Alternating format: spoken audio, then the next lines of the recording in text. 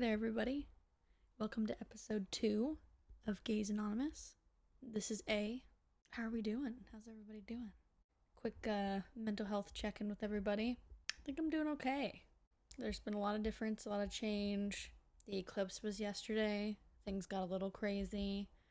Read some tarot cards. We're looking at some big changes, hopefully in career, hopefully in relationship and love.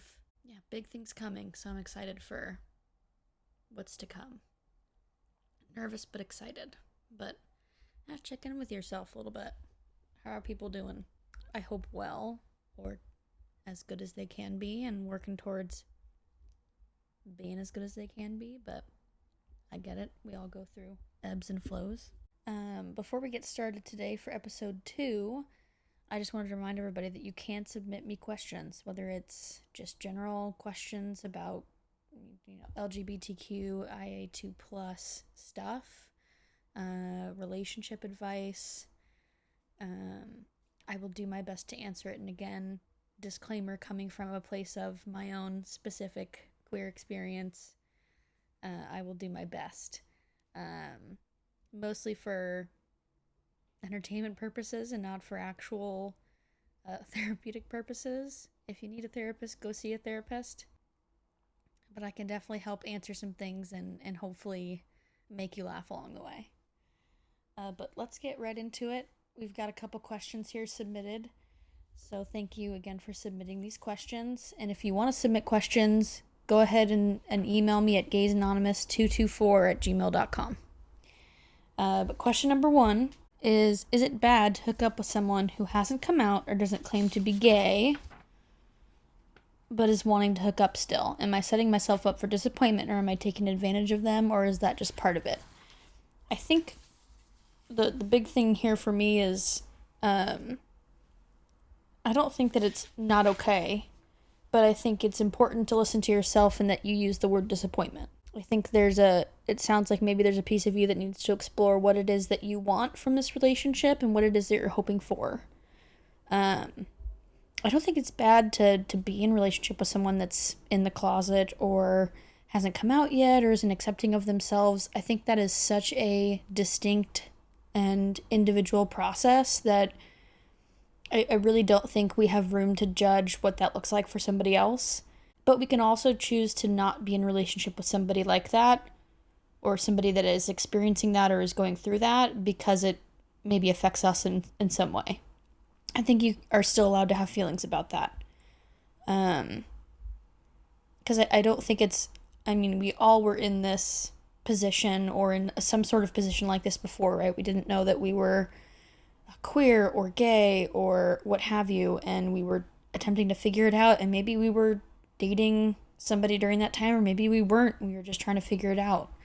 Like, we all have that experience, but you yourself are making the decision to be in it with that other person. And if it's just a hookup, then are we expressing that to each other? And if it's more than that for you, which it does kind of sound like it is, how do we go about and navigate that, right? If we're saying that we might set ourselves up for disappointment, it sounds like maybe you're expecting or hoping for more than just a hookup. And that conversation needs to be had. Or at least a bit more internal conversations with yourself to then what does that look like for us, moving forward.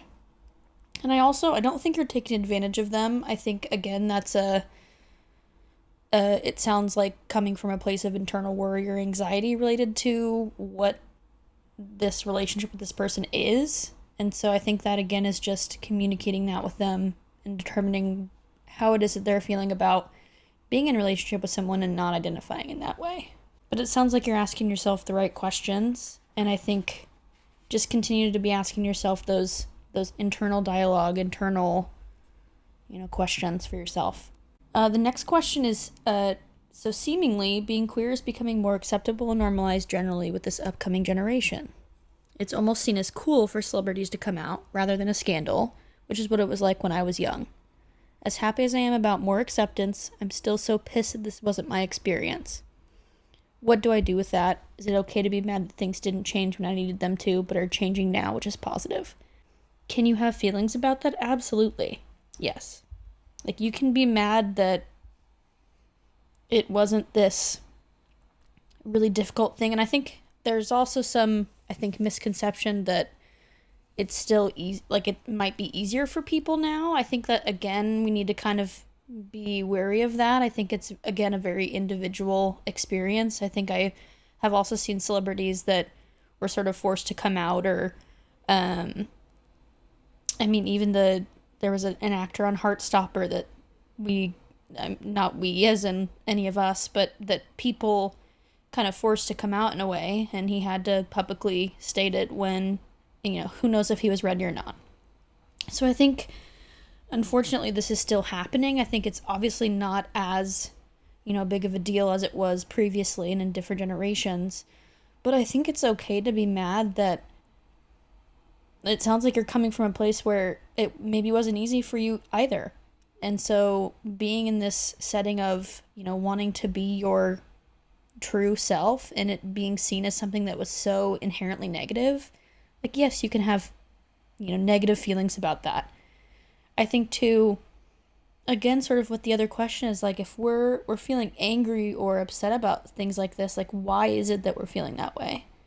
Like, what about it getting easier is triggering something within us, right? Why is it being more positive is good, but also kind of makes us upset? I think that's, again, something to just explore within yourself, because I think that the feeling there is completely valid and understandable.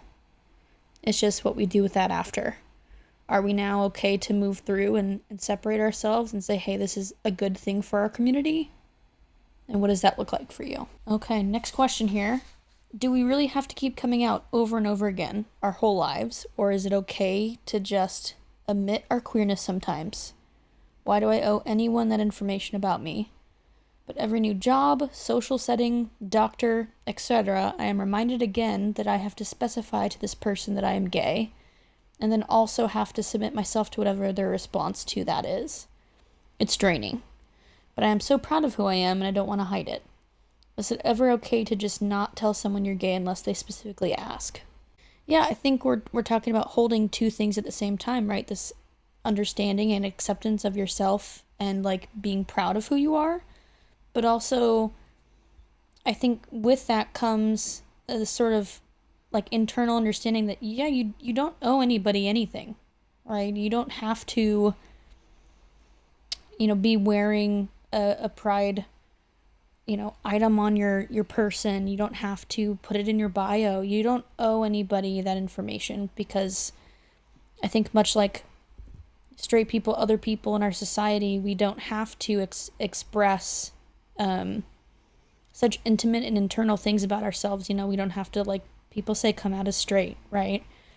I do think there are settings where this information is important. So I think, potentially, like, practicing what you would say to say, like, this happens to many queer folks who identify and go see a gynecologist, who identify as women, or are seeing a gynecologist for any reason.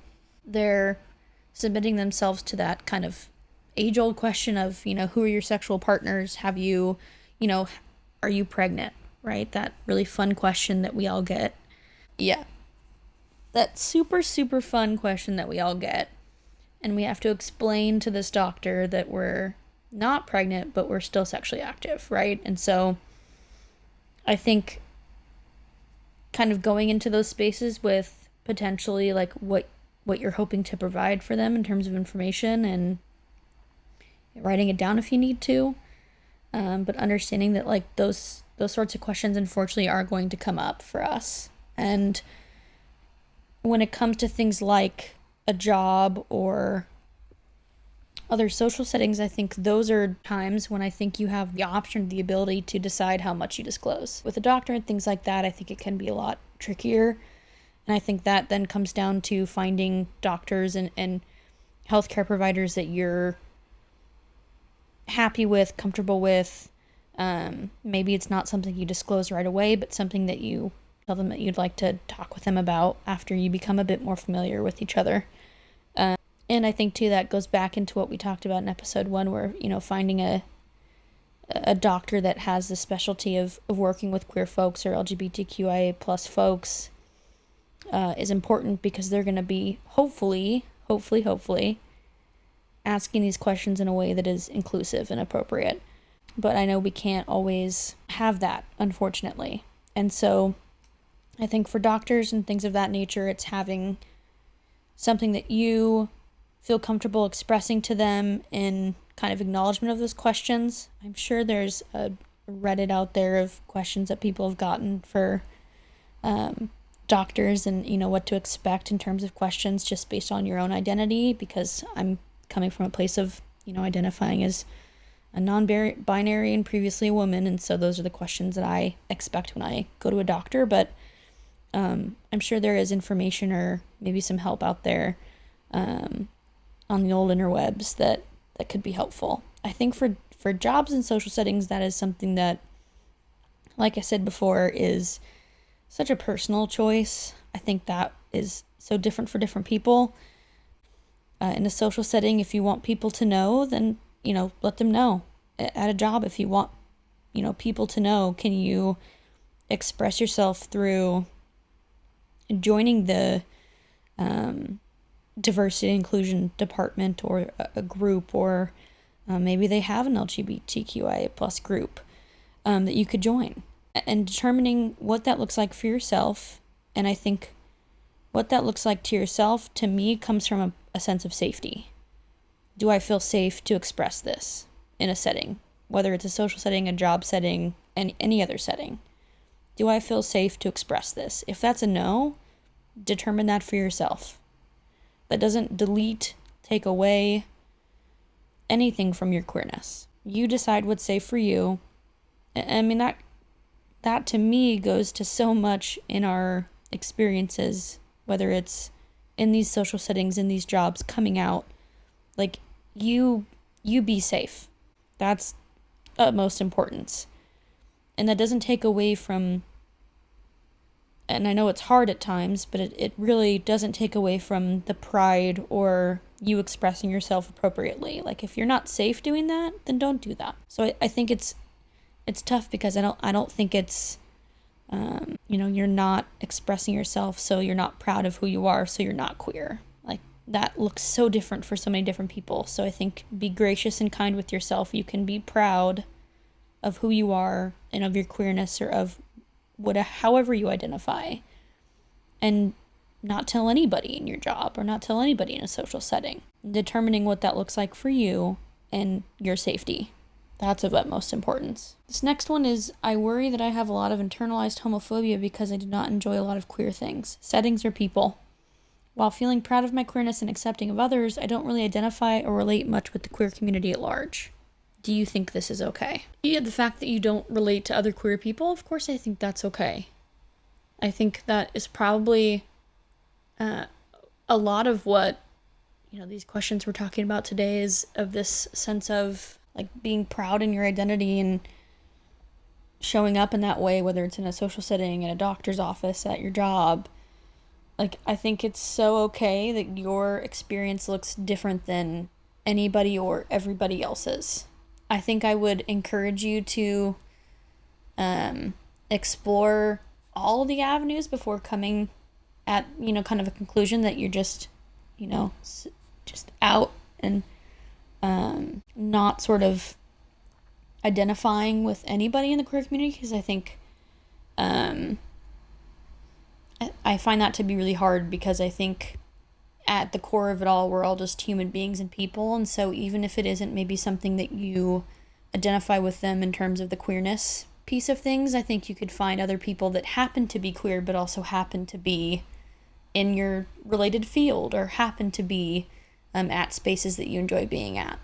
I don't think it's specific to being queer or not. So I think in that regard, I think there is some internalized homophobia, because are you looking at these experiences and places and people as queer people doing these things, and if I don't feel that queerness, then I'm not in that community. Like, yes, I think there is some internalized homophobia there, because these, at the end of the day, you are and they are just people doing something, and they happen to also be queer, or they happen to also identify in a different way. whether that's on whatever spectrum, gender spectrum, sexuality, orientation, their race, they're just people identifying in a different way. And so if you can't find anything in common with these people, then I think that is something you need to look at internally. What's going on there? Am I keeping myself from these spaces because I don't feel the same way? Or I don't look this way? What does looking this way mean? What am I looking for? Ask yourself some of these questions. I'd be really interested to hear what you do find. Okay. My last question here, a little juicy one. My partner likes different things than I do in bed. How do I accommodate her needs without compromising my own?